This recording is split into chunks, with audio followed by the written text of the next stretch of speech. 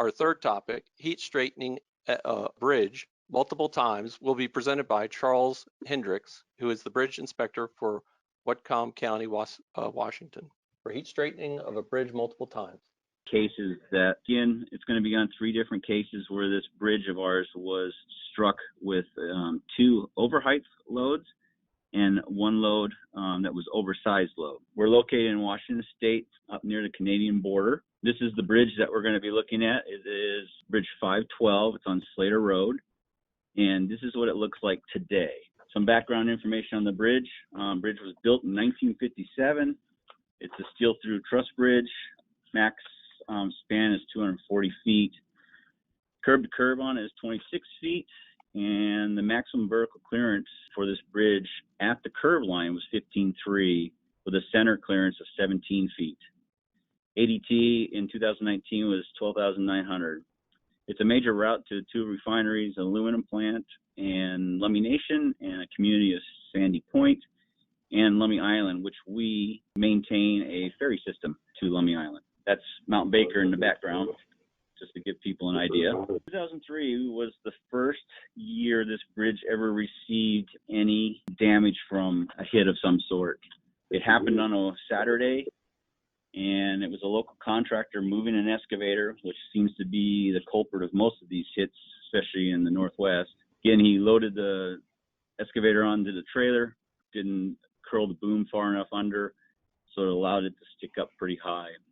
Driver was traveling eastbound, so as he approached the bridge, he hits the west portal first and then continues driving through the entire bridge, hitting every single cross member, and then exiting the bridge, hitting the east portal as well.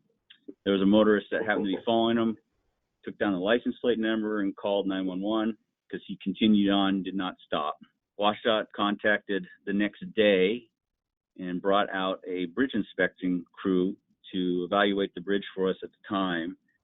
And the bridge was left open to traveling public, but with some weight restrictions. So larger vehicles were having to do a detour. The local contractor was contacted. He was accepted responsibility, and his insurance ended up paying for the entire repair. And the local contractor was kind of the lead on this in some ways. It was a large contractor, and they had access to people that have done this work and stuff, and we worked with them and approved the people that did the work, of course. Plans and specs were done within 2 weeks, which again, as our previous presenter noted, there's not a lot to those. It's definitely a form of artwork with these guys. Contractor also, like I said, contracted to a local contractor here in Snohomish County, which is just south of us, that actually specializes in heat straightening. And they've worked around the world on many of these projects. So this is the damage. This is the east portal where it exited, kind of ripped the steel.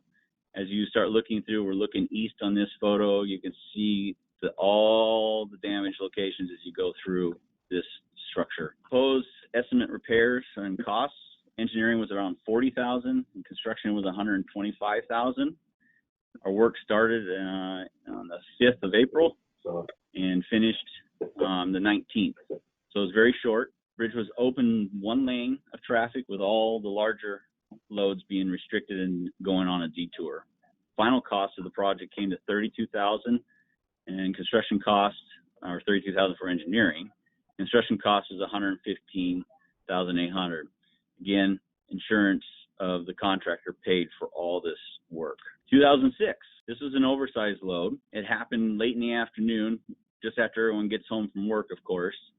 I received a phone call that our bridge had been struck again, and I went back to work. No one had told me that the load was still on the bridge and stuck in the bridge. This load was permitted by Whatcom County.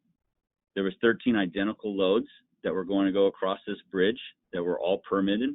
6 of these loads had already traveled across the bridge that week. So we arrived on site. As you can see over here, it's a vessel. This is a whole shipping containment unit. It's on the outside of the vessel over here. And this load was actually traveling from east to west. So this is Mount Baker would be out in the background here. So now we're on the north lane instead of the south lane. We ended up calling a structural engineer out to evaluate this since it was way beyond, due to some of the damage you'll see, that we could feel comfortable saying, hey, road's good. So we actually closed the bridge. I took and measured the height of this load, and the permit said 16 feet, and I measured 16.8. The load was supposed to travel down center line of the bridge, pilot cars blocking traffic, but the driver failed to go to the center of the bridge.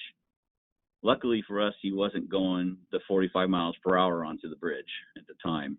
He had slowed down, so that was one good thing. We had to remove this load from the bridge. The structural engineer evaluated it that night, and he basically had us deflate the tires on the trailer and the truck down as much as we could. The truck then turned to its left to get it to the center line of the bridge so we could remove it from the structure. And there was a number of us people that had to stand on this load to help tip the load to one side so it could clear the other cross bracings until it got to the center of the bridge.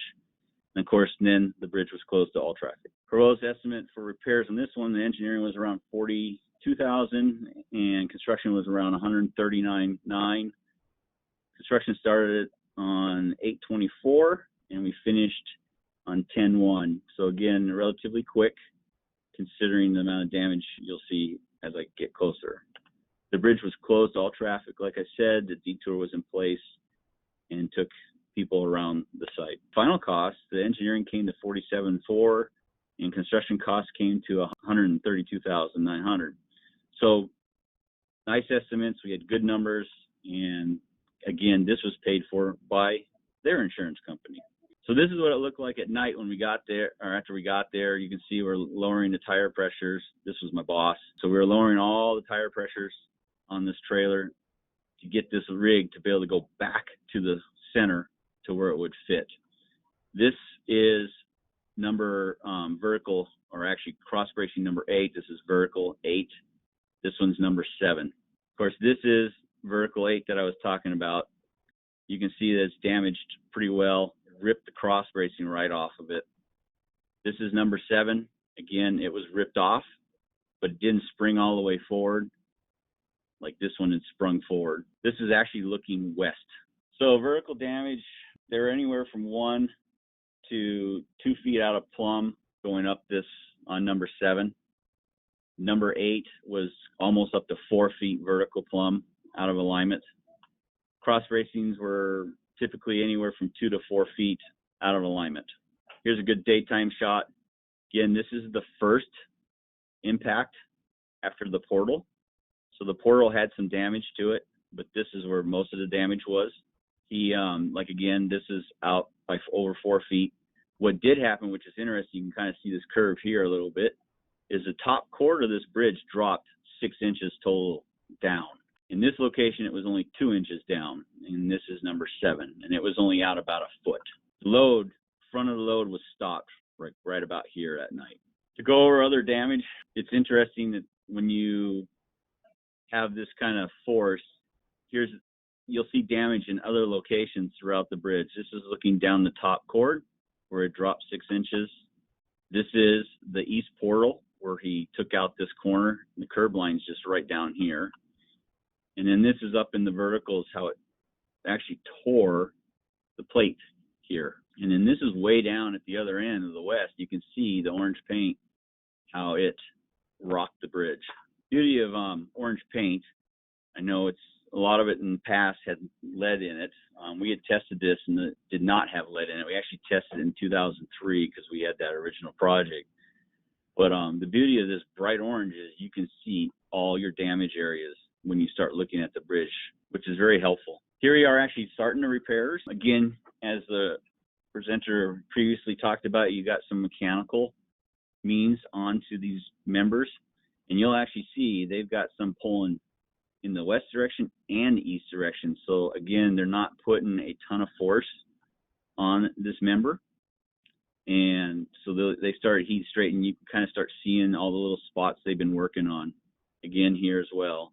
Here they're using hydraulic clamps to put straight edges and stuff against this steel to finalize that straightness of it. And this is vertical number 8. So you remember how badly out it was, with this crossmember completely out too. Most of the equipment that's used to do this work, you need man lifts for access, scissor lifts. This company specially built their truck to have a platform on top, so they can actually sit and stand on top of their truck to do a lot of their work. And this truck has all the gas materials and torches and come-alongs and chains. It's all on one rig. They got a generator. They're self-supporting, so it makes not having a lot of weight out on the bridge, having lots of different equipment. This is what it looked like when we finished. So the verticals were repaired to with 1/8 of an inch plumb. So that turned out really nice. The cross bracing was within 1/8 to 1/4 inch as well, being aligned back to center on the vertical. And the top cord up here was back to within 1/4 inch of its original height. So it's amazing to watch these guys do this work. As a side note, I was the inspector on all 3 of these projects. So I got to work with the same crews, same members, 3 different times. I was always amazed at how fast and how well they did getting this stuff straight again. 2012, again, we had another accident. This time, again, it was an excavator. Again, the contractor did not fully take the boom and curl it underneath. This one, he actually set the bucket straight down onto the trailer, so the boom was pretty tall. He, again, was traveling west to east, and again, it was on a weekday or weekend again. Seems to happen. A lot of these contractors move equipment on weekends. Makes you wonder why. He was driving west. When he left the site, he ended up damaging 9 power lines. Actually took them all down from the site he left to our bridge. So he had damaged 9 of them. Lucky for him, he lost the load as he was exiting our bridge, and it kept him from hitting the railroad cross arms, which this is the major north-south rail line for Burlington Northern Santa Fe from Canada all the way south. So he was very fortunate that he didn't end up getting up there. He would have wiped out all the crossing arms up there and lights. The truck, of course, he impacts the west portal, basically the same location as our first impact in 2003. And again, he basically struck all the same members going through the bridge. At some point in the bridge near the east end, his tie-down chains broke free, which then allowed the excavator bucket to swing to the right and impacted our railing. And at that point, it started removing the excavator from the load. A motorist, of course, traveling behind called 911 right away. Contractor was on site still and was loading and almost had everything tied down when the sheriff showed up. So again, we caught this one. He even loaded it the same way he did before. So he was going to go and hit those railroad crossing arms anyways. So luckily for him, our sheriff showed up and he didn't get to leave the site. Plans and specs, again, we're done within a couple weeks. Again, we've done this multiple times now, so this was kind of an easy thing to do. Whatcom County actually contacted the company we used in 2003 and 2006 to do the repairs. So engineering estimate was $30,000. Construction was actually more on this one. We actually ended up having to replace some steel members due to the fact that they'd been hit a couple times and torn this time. So the construction cost was estimated at $260,000. Construction started on the 3rd of December. We finished on the 21st. Again, we were lucky that this company was home for Christmas, so that made our life a lot easier. The bridge was closed to all traffic during this work. Again, a detour was in place. Final engineering cost was $28,600, with construction costs around $223,000. So again, we were coming under budget again on each one of these. I feel, in 2006, if we had to replace that steel and fabricate and get all that stuff, the costs were quite a bit higher. So that's why, again, we've been using the seat straightening on this bridge. A lot of it's just due to the access going to those refineries and an aluminum plant are large for us in this community. Again, real quick, I wanted to show, this is where the excavator ended up laying and just destroyed all the rail there. The bucket was going along, but bucket got caught here, it looks like, when it flipped it off. You can see some rail damage starting on the bridge here. This was the west portal. It had to be totally rebuilt in this little section, so we cut it out, added new steel here. All our new connections, of course, are done with bolts, no more rivets. You can see this is the west portal. You can see all the damage here. I mean, you start seeing the beauty, like I said, beauty of orange paint, right? See all your locations where you've had some kind of issue where you need to be looking. You can even see it here in the rail.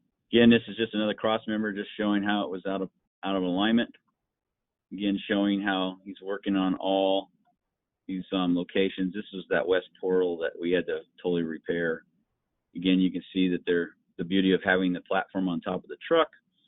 You can stand right there and work. You got lots of room to walk. You're not having to move the man lift constantly. So you can really concentrate on just staying in one location and working. There is man lifts. Again, you can see the mechanical tension that we're putting on some of the members. It's amazing, how much damage a high hit does throughout a structure like this. You just start seeing that orange everywhere. Kind of give you a little idea. You can see some of the little V patterns where they were doing some straightening here. I mean, even this little bump was removed. These guys do a wonderful job getting everything really straight and looking nice. On conclusion, Whatcom County has had great success with the heat straightening repairs on this bridge. Costs compared to keeping the bridge closed for all those refineries, fabricating new materials, and just procuring all the steel. It's just that the heat straightening was a lot quicker and easier and cheaper. And if the bridge holds true to its history, I should be back out there in 2024 doing another repair with heat straightening of some sort, since it seemed to be doubling every time it's happened. So I think I didn't want to go into a ton of the details, since I saw that the presenter before me was going to be going more into that end of things. I just kind of wanted to show you that we've used this process a number of times. It has gone well for us. And we currently, we inspect the bridge every 2 years. It's a fracture critical bridge on top of that. Other than that, all the damage has been repaired, and we actually repainted this whole structure here in 2016. So it looks like a new bridge, and you would have to look pretty close to see what areas were damaged. So most of the time when people want to know what the history of the bridge, they always ask me out, since I was the eyes out there and kind of remember where things were. I made this quick, so if people have questions, and I appreciate your time and everyone coming in and tuning in on this and seeing what we all had to present. Thank you very much. The preceding was produced by the National Center for Pavement Preservation. More information can be found on the web at pavementpreservation.org. Additional support provided by Michigan State University.